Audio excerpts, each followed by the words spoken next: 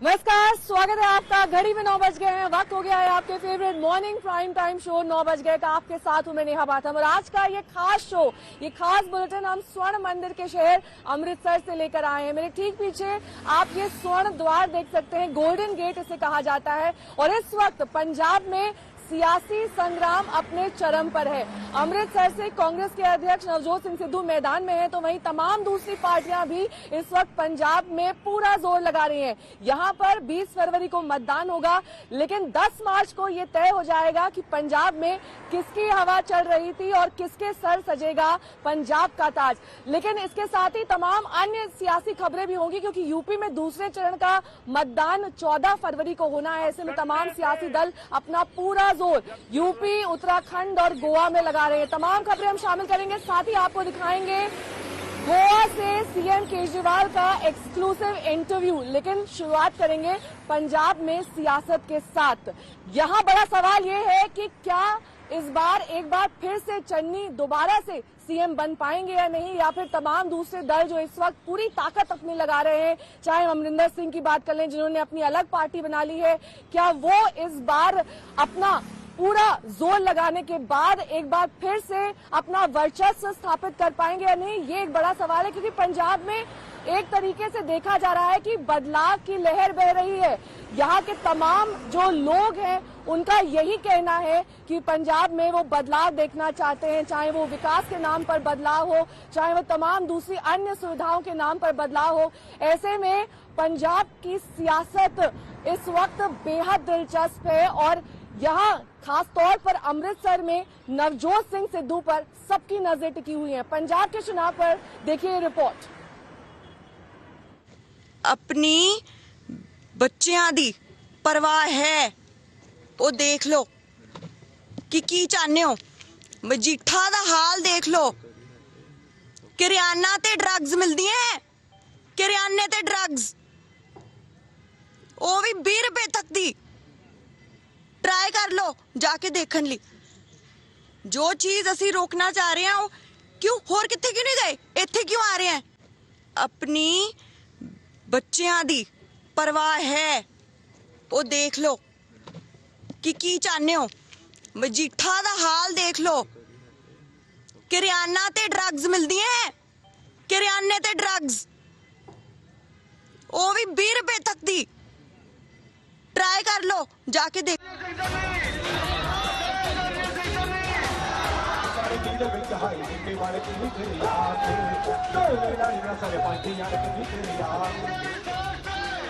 बीस फरवरी को मतदान में पंजाब का वोटर क्या फैसला सुनाएगा, इसका पता तो 10 मार्च को मतगणना के दिन चलेगा। लेकिन फिलहाल चुनाव प्रचार की जो तस्वीरें आ रही हैं, उसमें पंजाब के सीएम चरणजीत सिंह चन्नी रंग जमाते नजर आ रहे हैं। ये तस्वीर पंजाब के पायल की है। लोगों का उत्साह देखकर चन्नी खुद मंच से उतरकर लोगों के बीच पहुंच गए और जमकर भांगड़ा किया।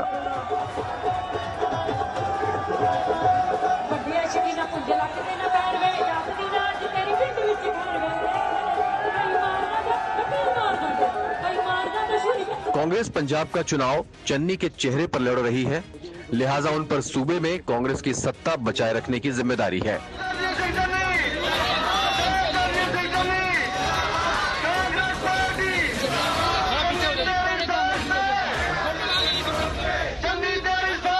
चन्नी पंजाब में कांग्रेस का दलित चेहरा है, साथ ही उनकी छवि आम आदमी वाली है। हालांकि अकाली दल और आम आदमी पार्टी उन पर करप्शन के लगातार हमले कर रहे हैं, लेकिन चन्नी सारे आरोपों को खारिज कर रहे हैं। भगवंत मान अनपढ़ बंदा है, उन्होंने कहो मेरा एफिडेविट पढ़े कि मैं किन्ने पैसे लिखी है कि मेरी किन्नी जायदाद है। एफिडेविट दिता इलेक्शन कमीशन नूं, वो 101 करोड़ 69 लाख नूं 169 करोड़ पढ़दा है। हुण इस उम्र च मैं उन्होंने पढ़ा नहीं सकता, जे फिर भी वो कहे मैं उन्होंने सिखा देना। 12 पास करिया उन्हें, 12वीं च 3 साल लगाए है। ये लोग मुख्यमंत्री क्या बनणगे जिन्होंने ऐ नहीं पढ़ना आउंदा कि किन्नी जायदाद लिखी थी। उधर सीएम की रेस में पीछे छूट गए पंजाब कांग्रेस के अध्यक्ष नवजोत सिंह सिद्धू अमृतसर में सिमटे नजर आ रहे हैं। अमृतसर ईस्ट सीट पर उन्हें कड़ी टक्कर मिल रही है, हालांकि उनके जुमलों पर इसका कोई असर नजर नहीं आ रहा। आओ पंजाब नूं सवारन दी गल करिए, आओ इस चोरी नूं रोकण दी गल करिए। ਨਵਜੋਤ ਸਿੱਧੂ ਤੇ ਬਦਲਾਵ ਹੈ। ਹਾਈ ਕਮਾਂਡ ਨੂੰ ਵੀ ਕਿਹਾ ਸੀ ਕਿ ਜੇ ਤੇ ਸੱਤਾ ਹਾਸਲ ਕਰਨੀ ਹੈ ਝੂਠ ਵੇਚ ਕੇ, ਲਾਰੇ ਲਾ ਕੇ, ਤੇ ਸਿੱਧੂ ਹੈ ਨਹੀਂ, ਤੇ ਜੇ ਲੋਕਾਂ ਦੀਆਂ ਜ਼ਿੰਦਗੀਆਂ ਬਿਹਤਰੀ ਵਾਸਤੇ ਬਦਲਣੀਆਂ ਨੇ ਤੇ ਨਵਜੋਤ ਸਿੰਘ ਸਿੱਧੂ ਨੂੰ ਚਾਹੇ ਨੀਹਾਂ ਦੇ ਵਿੱਚ ਚਿਣ ਦਿਓ, ਨਵਜੋਤ सिद्धू सदा है। पंजाब के चुनावी संग्राम में इस बार आम आदमी पार्टी भी पूरी ताकत के साथ मैदान में है। आज केजरीवाल अपनी पत्नी और बेटी के साथ आम आदमी पार्टी के सीएम उम्मीदवार भगवंत मान के लिए प्रचार करेंगे। उधर शिरोमणि अकाली दल की तरफ से जबरदस्त चुनाव प्रचार जारी है। सत्ता में दोबारा वापसी के लिए अकाली अध्यक्ष सुखबीर सिंह बादल और उनकी पत्नी हरसिमरत कौर ने चुनाव प्रचार में पूरी ताकत झोंक दी है। अपने हिस्से के पैसे नहीं दिते तो पार्लियामेंट से की सुना रहा है। इत्थे तो रली मिली गेम खेडते ने, सुनाना चन्नी नूं चाहिदा हैगा। इत्थे पंजाब सरकार के कोल तो गया नहीं, उत्थे जाके ਜਿਹੜੀ 2 ਮਿੰਟ ਦੀ ਉਹਦੀ टीवी चैनल से शक्ल आई करते रहा है। हकीकत है कि भगवंत मान ने अपना मुंह कदों खोलिया जब काले कानून हो रहे थे तो वॉकआउट कांग्रेस के नाल कर गया। पंजाब में सत्ता का भीषण संग्राम छिड़ा है। वोटिंग में 9 दिन बाकी हैं, जब पंजाब की जनता अगले 5 साल के लिए अपना फैसला सुना देगी। आज तक ब्यूरो। तो अब बात करेंगे गोवा की सियासत की, क्योंकि इस चुनावी मैदान में, गोवा के चुनावी मैदान में कूद पड़े हैं खुद दिल्ली के सीएम अरविंद केजरीवाल। यहां पर पूरा दमखम वो लगा रहे हैं, चुनाव प्रचार में जुट गए हैं। लंबे समय से गोवा में ही उन्होंने अपना चुनावी जो सफर है वो शुरू कर रखा था और अब ये सफर अपने चरम पर पहुंच चुका है, क्योंकि 14 फरवरी को गोवा में मतदान होना है और ऐसे में तृणमूल पार्टी के साथ साथ आम आदमी पार्टी भी अपना पूरा जोर लगा रही है ताकि यहां पर वो जीत हासिल कर सके। सीएम अरविंद केजरीवाल से बात की मेरी सहयोगी श्वेता सिंह ने, देखिए उस बातचीत के अंश।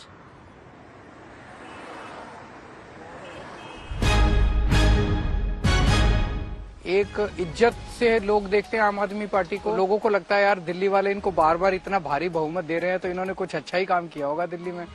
हमने बड़ी मेहनत की है, ईमानदारी के साथ हम गोवा के लोगों को यही कह रहे हैं भाई एक अच्छी सरकार देंगे, ईमानदार सरकार देंगे। एक नई किस्म की राजनीति लेके आए हैं हम, कट्टर ईमानदार राजनीति, काम की राजनीति।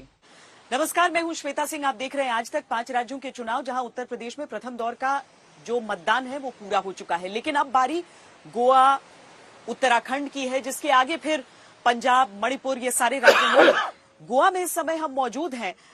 गोवा ही वो राज्य है जहां पर जब अरविंद केजरीवाल ने दिल्ली के बाहर कदम रखने का प्रयास किया था तो सबसे पहले गोवा के ही चर्चे होते थे। अरविंद जी, बहुत स्वागत है आपका। शुक्रिया, थैंक यू। 2 साल की दिल्ली शासन के बाद और अब 7 साल के बाद क्या लोग आपको अलग तरीके से परख रहे हैं? हाँ, फर्क तो है, क्योंकि 2 साल में जब हम आए थे, 2 साल के बाद तो कुछ काम किया था दिल्ली में, उतना ज्यादा नहीं था।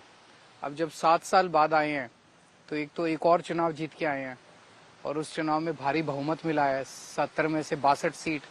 तो लोगों को लगता है यार दिल्ली वाले इनको बार बार इतना भारी बहुमत दे रहे हैं तो इन्होंने कुछ अच्छा ही काम किया होगा दिल्ली में। और दूसरा, दिल्ली के जो काम है उनके चर्चे काफी हुए हैं। जैसे पंजाब में, गोवा में, उत्तराखंड में, जब कोने में भी जाते हैं, कहीं रिमोट एरिया में भी, 3 बातों की चर्चा तो हर जगह हो रही है। जी, आपने दिल्ली में स्कूल बहुत अच्छे कर दिए, यहाँ भी कर देना। आपने दिल्ली में अस्पताल बहुत अच्छे कर दिए, यहाँ भी कर देना। आपने दिल्ली में बिजली 24 घंटे कर दी, फ्री कर दी, यहाँ भी कर देना। तो ये स्कूल, अस्पताल और बिजली, इसके चर्चे कोने कोने तक पहुंच गए हैं। पर आपको नहीं लगता है कि इसमें बहुत रिस्क इन्वॉल्व है? अगर आप कहते हैं कि ये दिल्ली के शासन को देखा सबने, तो इसका मतलब कि जो भी नतीजा आएगा उसको आपको अपनी छवि के मैंडेट के तौर पर भी देखना पड़ेगा। नहीं, ऐसा नहीं है। हमारे को लेके देश भर में आज एक इज्जत से लोग देखते हैं आम आदमी पार्टी को, प्यार करते हैं, लेकिन संगठन कमजोर है हमारा। नई पार्टी है, पूरे देश में संगठन नहीं है। चुनाव जो है वो संगठन पे बहुत बड़े स्तर पे मैटर करता है। तो जो भी आएगा नतीजा, वो सर माथे पे जनता जो भी नतीजा देगी, हमारा प्रयास जारी रहेगा। पर गोवा को लेकर आश्वस्त कितने हैं? आपने मुख्यमंत्री का चेहरा 3 राज्यों में दे दिया, कितने आश्वस्त हैं उस नाम के ऐलान? मुझे लगता है कि अच्छा रिजल्ट आना चाहिए। मैं अभी भी आ रहा हूँ, 3 रैलीज करके लौट रहा हूँ और मतलब जो क्राउड का बिहेवियर है, ऐसा मैंने नॉर्मली गोवा के अंदर इस तरह का वो देखा नहीं है, इस तरह का रिस्पांस क्राउड का। तो बहुत अच्छा रिस्पांस है। हमने बड़ी मेहनत की है, ईमानदारी के साथ हम गोवा के लोगों को यही कह रहे हैं भाई एक अच्छी सरकार देंगे, ईमानदार सरकार देंगे तो अच्छा रिजल्ट होना चाहिए। पर यहाँ तो नतीजे के बाद विधायक भी चले जाते हैं इधर से उधर, तो गोवा तो बड़ा डिफिकल्ट राज्य है छोटा होने के बावजूद। डेफिनेटली डिफिकल्ट भी है, बहुत करप्शन भी बहुत ज्यादा है, बहुत ज्यादा करप्शन है यहाँ पे गोवा में। पैसे की कमी नहीं है गोवा सरकार में, it is one of the richest governments in the country, लेकिन करप्शन बहुत ज्यादा है। डेट भी तो है यहाँ, मतलब अब ये डेट क्यों है मैं लोगों से पूछता हूँ, 24,000 करोड़ का डेट है और आप फ्री में चीजें देने की बात कर रहे हैं। पिछले 25 साल में। यहाँ ना कोई नया सरकारी स्कूल बना, ना कोई कॉलेज बना, ना कोई यूनिवर्सिटी बनी, ना कोई अस्पताल बना, ना कोई डिस्पेंसरी बनी, ना कोई सड़क बनी, तो 24,000 करोड़ गया कहाँ? एक भाई जब कोई काम ही नहीं हुआ तो 24,000 कोई काम नहीं हुआ भाई, छोटे मोटे हुए होंगे लेकिन मोटे मोटे तौर पे जो जनता को काम चाहिए कोई काम ही नहीं हुआ, तो 24,000 करोड़ कहाँ गया? मैं बताता हूँ, एक उदाहरण देता हूँ मैं कहाँ गया। दिल्ली में मैं अक्सर ये एग्जांपल देता हूँ वजीरपुर फ्लाईओवर का, लेकिन ऐसे कई कि 325 करोड़ का बनना था वजीरपुर फ्लाईओवर, हमने कम समय में 200 करोड़ का पूरा कर दिया। यहाँ पे जुआरी फ्लाईओवर ब्रिज बन रहा है, वो 700 करोड़ का बन रहा था, 1500 करोड़ का ऑलरेडी खर्च हो चुका है और अभी तो पूरा भी नहीं हुआ, अभी तो बता रहे हैं 2-2,500 करोड़ जाएगा। तो पैसा यहाँ खराब हुआ। मतलब लोग पता नहीं नेता कितना पैसा खा गए, यहाँ पे कितना पैसा खा गए लोगों के स्विस बैंकों में, और पता नहीं कितनी प्रॉपर्टियां बना ली इन्होंने, हिसाब ही नहीं है किसी चीज का। वो अगर ईमानदार सरकार हो तो गोवा के अंदर पता नहीं कितना विकास हो सकता है। लोग समझ रहे हैं आपकी इन बातों? समझ तो रहे हैं, कितना वोट देंगे तो समय बताएगा। पर ये को आप देख रहे हैं कि जो 5 राज्यों के चुनाव हो रहे हैं उसमें कम से कम 3 राज्य ऐसे हैं जहां पर आपको कंपटीशन में देखा जा रहा है, जिसमें पंजाब हो गया। पर लोग कहते हैं कि पिछली बार भी पंजाब और गोवा में ये कहा जा रहा था कि बस आम आदमी पार्टी आने ही वाली है, और कहते कहते देखिए अब 5 साल हो गए उस बात पे। इस बार आनी चाहिए। शुभ, आप भी प्रार्थना कीजिए, ऊपर वाले ने चाहा तो जरूर होगा। प्रार्थना से तो नहीं, ये वोटों से होगा। नहीं, वोटों से होगा, ऊपर वाले ने चाहा, जनता ने चाहा तो जरूर होगा इस बार। मुख्यमंत्रियों के चेहरे देना क्या आपकी तरफ से आखिरकार आपको लगा कि नहीं चेहरे देने होंगे? पिछली बार बहुत चर्चा होती थी कि अरविंद केजरीवाल दिल्ली छोड़कर आएगा यहाँ पर मुख्यमंत्री बनने के लिए। क्या उन सवालों का जवाब देने के लिए इस बार आपने, एक कलाकार हैं, एक एडवोकेट हैं, एक आपके फौजी हैं जो मुख्यमंत्री कैंडिडेट हैं, सारे ईमानदार हैं, सारे कट्टर देशभक्त हैं, अच्छे लोग हैं, देश के बारे में सोचते हैं, समाज के लिए कुछ करना चाहते हैं। लेकिन फिलहाल तो आम आदमी पार्टी एक चेहरे पर चल रही है जिसको हर जगह पर जाके प्रचार करना पड़ रहा है। वो विश्वसनीयता की बात है, क्योंकि मुझे लोगों ने देखा है इतने लंबे समय से काम करते हुए, एक 7 साल हो गए दिल्ली में अच्छा काम करके दिखाया, तो मेरे ऊपर एक विश्वसनीयता हो गई है भाई केजरीवाल जो कहता है वो करता है, कट्टर ईमानदार आदमी है। तो जब मैं जाके कहता हूँ भाई भगवंत मान अच्छा आदमी है, भगवंत मान को वोट दो, अमित पालेकर अच्छा आदमी है, इनको वोट दो, कर्नल साहब, कर्नल कोटियाल अच्छे आदमी है, तो एक विश्वास है जनता को। उत्तराखंड का चुनाव भी गोवा के साथ साथ होगा। उत्तराखंड में आपने एक एक्स फौजी को टिकट दिया, कर्नल कोटियाल, मुख्यमंत्री उम्मीदवार के तौर पर बीजेपी पूर्व सैनिकों के साथ उत्तराखंड में भी एक्सपेरिमेंट कर ही चुकी है, बीजेपी में रहे थे ऐसे, और जो देशभक्त पार्टी वाला इमेज उनका बड़ा है। वो कहाँ के देशभक्त हैं बीजेपी वाले? नहीं है ना, कहाँ के देशभक्त है? कौन सी देशभक्ति का काम करते हैं वो? सारा दिन तो लोगों को लड़ाते रहते हैं, इधर उधर गाली गलौज करते रहते हैं, अच्छी बात नहीं है। तो उत्तराखंड में लोग आपकी बातों को समझ रहे हैं, वहां पर तो उनकी आबादी में ही फौजियों की संख्या कितनी है जो काफी है, काफी है, वहाँ पे फौजियों की संख्या भी काफी है। वहाँ पे भी चर्चा यही है, उत्तराखंड के बहुत सारे लोग हमारे दिल्ली में रहते हैं, और दिल्ली के लोग अक्सर, दिल्ली में जो उत्तराखंड के लोग रहते हैं वो अपने गांव आते रहते हैं, जाते रहते हैं, फोन पे बात होती रहती है, वो बताते रहते हैं कि दिल्ली में कितना अच्छा काम हो रहा है। और मैंने तो यहाँ तक लोगों को चैलेंज किया है, उत्तराखंड में, पंजाब में, गोवा में, कि आप दिल्ली में आप किसी को अगर जानते हो, दोस्त यार रिश्तेदार, तो उसको फोन करके पूछ लो कि भाई क्या तुम केजरीवाल के काम से खुश हो? अगर दिल्ली वाला ये कह दे कि हम खुश नहीं है तो मेरे को यहाँ वोट मत देना। इतना कॉन्फिडेंस कौन सी पार्टी कर सकती है? दिल्ली के चुनाव में भी आपको याद होगा, कहूंगी कि ये फिर भी रिस्क है, क्योंकि उत्तराखंड की आबादी आप कह रहे हैं बड़ी आबादी, और वाकई बड़ी आबादी रहती है दिल्ली में। लोग दिल्ली के प्यार करते हैं हमको। दिल्ली के चुनाव में आपको याद होगा हमने कहा था, मैंने दिल्ली में प्रेस कॉन्फ्रेंस करके बोला था चुनाव के पहले कि अगर आपको लगता है मैंने काम किया तो ही वोट देना, अगर आपको लगता है 5 साल मैंने काम किया तो वोट मत देना। कौन सा नेता आज की दौर में कहता है ऐसे? एक नई किस्म की राजनीति लेके आए हैं हम, कट्टर ईमानदार राजनीति, काम की राजनीति। ये जाति धर्म की बातों की हटा के अकेली पार्टी है जो आज मैं जगह जगह जाके क्या बोल रहा हूँ, मेरे को वोट दो मैं आपके स्कूल बनवाऊंगा, मेरे को वोट दो मैं आपके अस्पताल बनवाऊंगा, मेरे को वोट दो मैं आपकी बिजली ठीक करूंगा। कौन सी पार्टी है? बीजेपी कहती है कि हमें वोट दो हम स्कूल बनवाएंगे। लोग कहते हैं ये फ्री वाला कल्चर भी केजरीवाल ही ले। अच्छा आप बताओ, दिल्ली में हमने सरकार बनाई, सरकारी स्कूल ठीक करे, शानदार कर दिए, वहां गरीबों के बच्चों को अगर मैं अच्छी शिक्षा फ्री में देता हूं, इससे बड़ा राष्ट्र निर्माण का काम और क्या है? मैं अगर अस्पताल ठीक कर दिए, मैंने सरकारी अस्पताल बहुत अच्छे कर दिए, वहां सारे गरीबों को फ्री दवाइयां, फ्री टेस्ट, फ्री ऑपरेशन होता है, इससे बड़ा राष्ट्र निर्माण का काम क्या है? इनको क्या तकलीफ है अगर ये चीजें मैं फ्री दे रहा हूँ? इनको तकलीफ इस बात की है कि अगर केजरीवाल ने इस तरह से फ्री देना चालू कर दिया तो इनको लूटने के लिए कुछ नहीं बचेगा सरकार में। आपका लक्ष्य दिल्ली से बाहर आम आदमी पार्टी का विस्तार है या फिर भारतीय जनता पार्टी का सबसे सशक्त विकल्प बनना राष्ट्रीय तौर?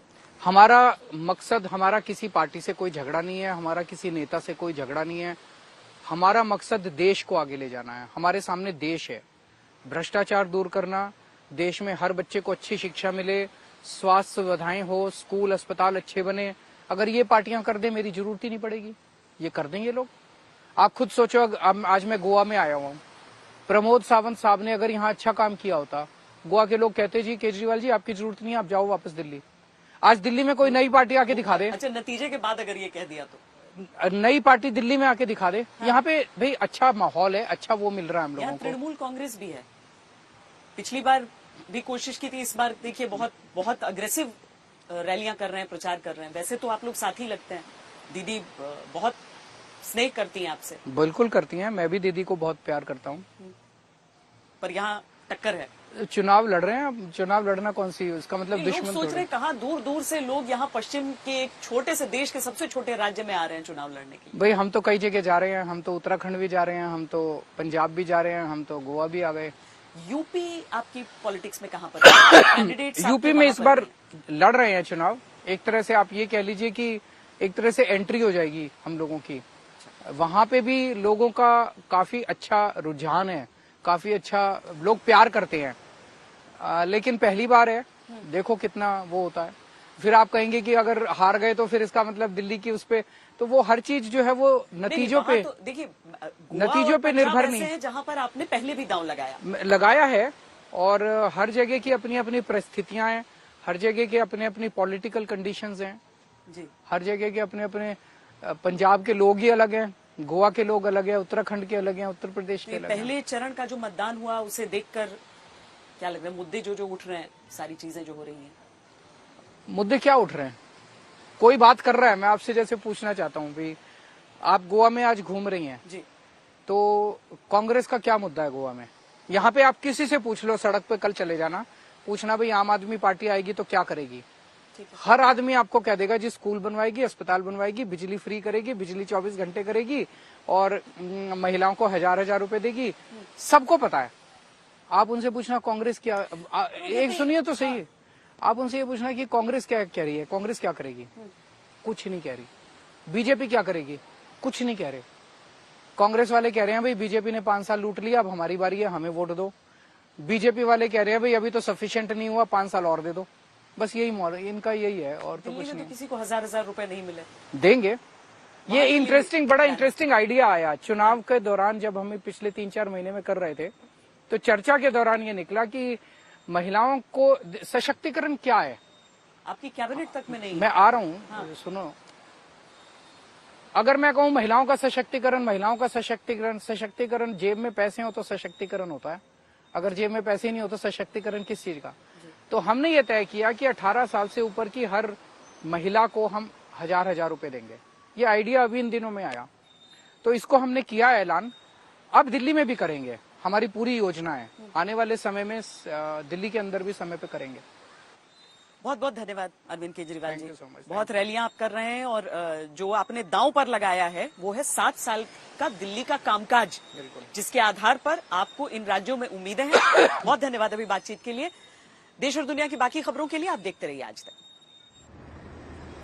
तो आपने अरविंद केजरीवाल को सुना, उनके क्या दावे हैं गोवा को लेकर, क्या चुनौतियां हैं ये उन्होंने बताया, लेकिन रैलियों का रेला लग गया है। गोवा की बात करें, उत्तराखंड की या फिर यूपी की, गोवा में कल प्रधानमंत्री नरेंद्र मोदी ने रैली की। वहां पर वो मापुसा में स्थित बोडगेश्वर मंदिर पहुंचे। बेहद खूबसूरत और प्राचीन मंदिर है मापुसा का, और यहाँ के भगवान को अंगवाड़ी भी कहा जाता है। अंगवाड़ी यानी कि भक्तों की मुराद पूरी करने वाले। तो इस मंदिर में दर्शन के बाद प्रधानमंत्री ने क्या कुछ कहा, ये आपको दिखाते हैं।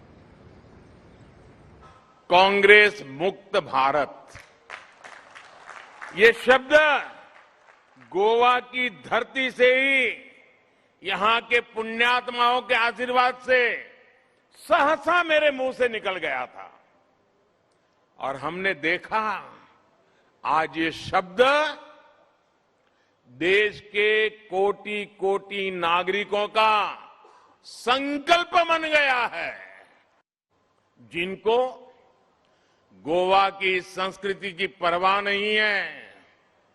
उन्होंने गोवा को अपने भ्रष्टाचार का, लूट तंत्र का एक बहुत बड़ा एटीएम बना करके रखा था। लेकिन भाजपा ने गोवा के लिए स्वयं, कितनी सरकारें आई भाई, लेकिन क्या किसी ने गोवा जैसे राज्य को उसका महत्व समझ करके, गोवा भारत के लिए बहुत उपयोगी है, भारत को आगे बढ़ाने में गोवा काम आ सकता है, अगर भारत में टूरिज्म बढ़ाना है तो गोवा से बढ़ सकता है, लेकिन ये बातें पहले की सरकार के दिमाग में कभी आई ही नहीं। तो बयानों के तीखे प्रहार जारी हैं, रैलियों का रेला निकल पड़ा है। गोवा में 14 फरवरी को मतदान होना है। यहां पर बीजेपी, कांग्रेस, आम आदमी पार्टी के साथ साथ तृणमूल कांग्रेस भी मैदान में है। तृणमूल कांग्रेस के अभिषेक बैनर्जी भी गोवा में मौजूद थे। उस वक्त उन्होंने अपने संबोधन के दौरान क्या कुछ कहा, देखिए। दीदी ने क्या कहा, हमारे पार्टी लोगों को यकीन दिलाया था, लोगों को प्रॉमिस किया था, कमिट किया था कि तृणमूल जीत के आएंगे तो यूनिवर्सल इनकम वाला स्कीम हम लोग स्टार्ट करेंगे, कि हर परिवार में एक फाइनेंशियल असिस्टेंस हर परिवार का एक महिला को पहुंचेगा बंगाल में। जीतने के बाद 6 महीना हुआ नहीं, वो हो चुका है शुरू। यहां पे जो हम आपको कह रहे हैं गृह लक्ष्मी स्कीम, जहां पे 5,000 रुपए हर एक परिवार का हर एक महिला को मिलने वाला है, तो सालाना 60,000 रुपए आपको मिलेगा। कोई और पार्टी कहाँ है, और कहाँ भी है तो नहीं किया है। तो बात पंजाब की हो गई, गोवा की हो गई। अब बात कर लेते हैं उत्तर प्रदेश की सियासत की, जहां पर दूसरे चरण का मतदान होना है। 55 सीटों पर वोट डाले जाने हैं 14 फरवरी को। ऐसे में 2 दिन का ही वक्त बाकी है चुनाव प्रचार के लिए। प्रधानमंत्री नरेंद्र मोदी और स्वयं अमित शाह खुद कूद पड़े हैं चुनावी मैदान में। रैलियों का खूब सिलसिला चल पड़ा है। आज भी उत्तर प्रदेश में प्रधानमंत्री नरेंद्र मोदी की और अमित शाह की रैली होनी है।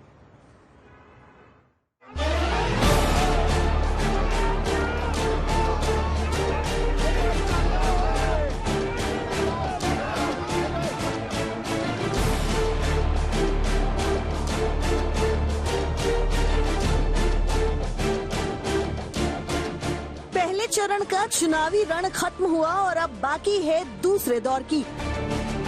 दूसरे दौर में 14 फरवरी को मतदान होना है, यानी प्रचार के लिए सिर्फ आज और कल का वक्त बाकी है। लिहाजा सभी दलों ने प्रचार अभियान का एक्सीलेटर तेज कर दिया है। कल पीएम मोदी ने सहारनपुर में पहली फिजिकल रैली की, तो आज कासगंज के पटियाली में चुनावी सभा को संबोधित करेंगे।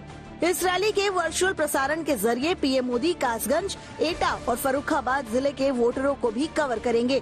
सीएम योगी पीएम मोदी के साथ कासगंज की रैली में मौजूद रहेंगे। पीएम मोदी अपनी रैलियों में योगी सरकार की उपलब्धियां गिनाने के साथ साथ समाजवादी पार्टी पर भ्रष्टाचार और परिवारवाद का आरोप लगाते रहे हैं। कल भी उन्होंने सहारनपुर से एसपी पर नए सिरे से हमला बोला। ये जो गोर परिवारवादी लोग सरकार में होते तो शायद वैक्सीन रास्ते में ही कहीं बिक जाती और आप कोरोना से भय से आतंकित होकर के जीवन मृत्यु की लड़ाई लड़ने के लिए मजबूर हो जाते। यूपी में दूसरे दौर के प्रचार में आज गृह मंत्री अमित शाह भी ताकत झोंकेंगे। बरेली जिले में उनकी 2 और शाहजहांपुर के तिलहर में 1 रैली है। सीएम योगी की भी शाहजहांपुर, बदायूं और कासगंज में रैली है। जो लोग दंगाई थे, जो लोग अपराध करते थे, छिनैती करते थे, डकैती डालते थे, उनके घरों में सन्नाटा है, क्योंकि उनको लगता है कि अब 10 मार्च के लिए उल्टी गिनती उनकी प्रारंभ हो रही है, इसलिए अभी से सन्नाटा भी छा रहा है। बीजेपी के आक्रामक चुनाव प्रचार के जवाब में अखिलेश और जयंत का साझा अभियान भी जारी है। कल दोनों ने बिजनौर में रोड शो कर अपना दम दिखाया। जयंत चौधरी जी, चौधरी चरण सिंह जी की और यहाँ के किसानों की विरासत को आगे ले जा रहे हैं। यहाँ का किसान बदलाव चाहता है। यहाँ का किसान अपमानित हुआ है। ये चाहे 2 लड़के कहें, लेकिन अगर आप देखेंगे समाजवादी पार्टी और आरएलडी दोनों के दोनों किसानों की लड़ाई आज से नहीं, जब से दल बने तब से लड़ाई लड़ रहे हैं। किसानों की लड़ाई के लिए, किसानों के सम्मान के लिए, नौजवान के रोजगार नौकरी के लिए और उत्तर प्रदेश की खुशहाली के लिए हम दोनों लोग साथ आए हैं। ये तो इस तरह की बातें कर रहे हैं, जमीनी मुद्दों से भड़काना चाह रहे हैं। आप मुझे बच्चा कह लो, लड़का कह लो, मुझे कोई फर्क नहीं पड़ता। हम लोग जिस रास्ते पे निकले हैं, एक नया नेतृत्व, एक बहुत आशावादी और एक अच्छे विचारों को लेकर हम चल रहे हैं। सकारात्मक राजनीति को बढ़ावा देना चाहते हैं और उत्तर प्रदेश में रोजगार, खेती के विषय, औद्योगिकरण जिसकी आवश्यकता है पश्चिमी उत्तर प्रदेश को, इन विषयों को लेकर मैं और अखिलेश जी काम करना चाहते हैं। यूपी के चुनाव में एक धुरी कांग्रेस भी बनने की कोशिश कर रही है, जिसकी अगुवाई प्रियंका वाड्रा कर रही हैं। प्रियंका ने कल रामपुर की गलियों में रोड शो किया, लोगों से मुलाकात की, मुद्दों पर वोट देने की बात की। बेरोजगारी, महंगाई, महिलाओं पर जो अत्याचार हो रहा है, दलितों पर जो अत्याचार हो रहा है, गरीबी, इनमें अपना वोट दो। सोच समझ के जो इन समस्याओं को सुलझाने का काम कर रहा है, उसी को वोट दो। यूपी में 14 फरवरी को 9 जिले की 55 सीटों पर मतदान होना है। पहले चरण में कल 58 सीटों पर 60.17% मतदान हुआ। इन्हीं सीटों पर 2017 में 63.05% मतदान हुआ था। मतदान में मामूली कमी का क्या संकेत है, इसका खुलासा 10 मार्च को मतगणना में होगा। आज तक ब्यूरो। इलाहाबाद हाईकोर्ट की लखनऊ बेंच ने लखीमपुर कांड के आरोपी नंबर 1 आशीष मिश्रा उर्फ मोनू को जमानत दे दी है। अब गृह राज्य मंत्री अजय मिश्रा टेनी के बेटे को जमानत मिली तो उत्तर प्रदेश की राजनीति में एक बार फिर लखीमपुर कांड का मुद्दा गर्मा गया। विपक्षियों ने बीजेपी सरकार पर सीधे हल्ला बोला।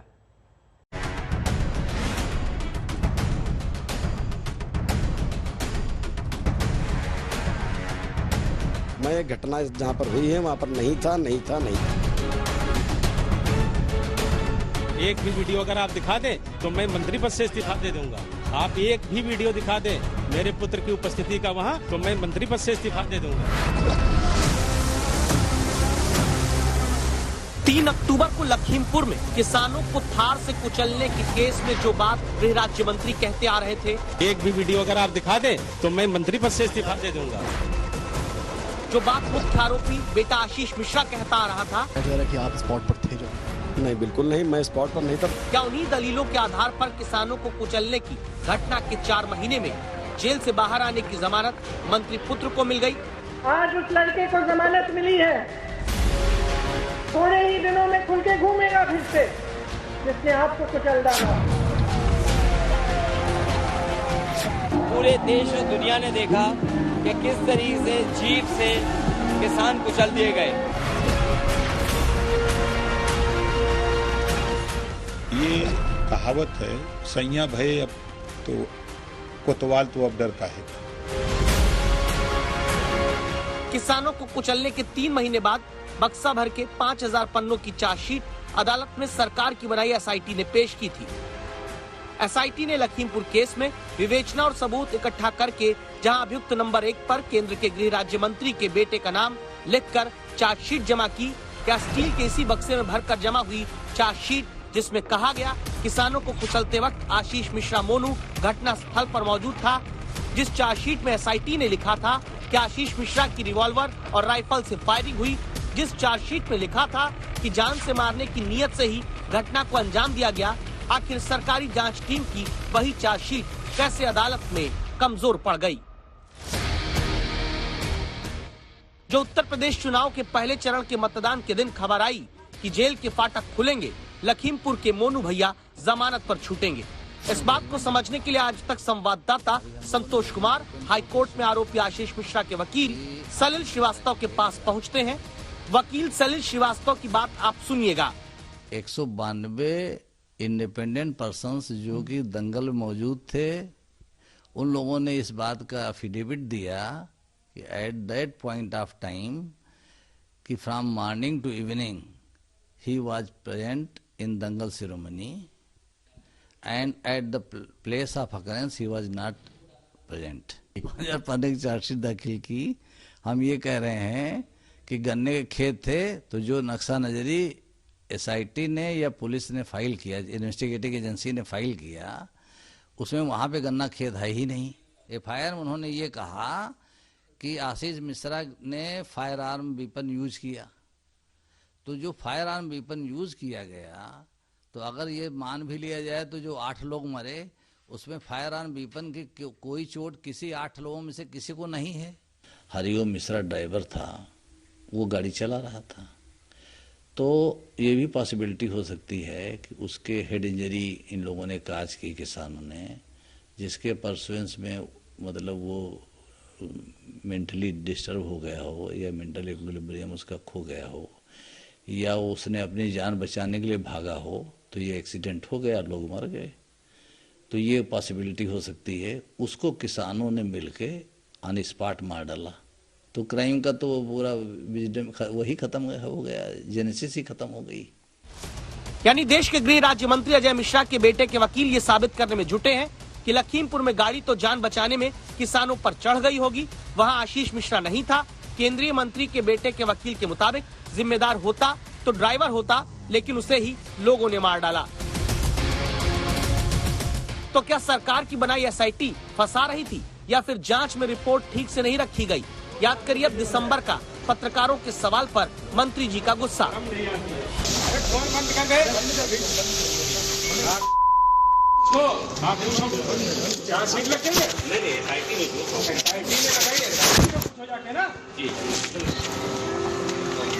ऐसे यही हमारे मीडिया वाले हैं ना, एक निर्दोष आदमी के लिए बनाया।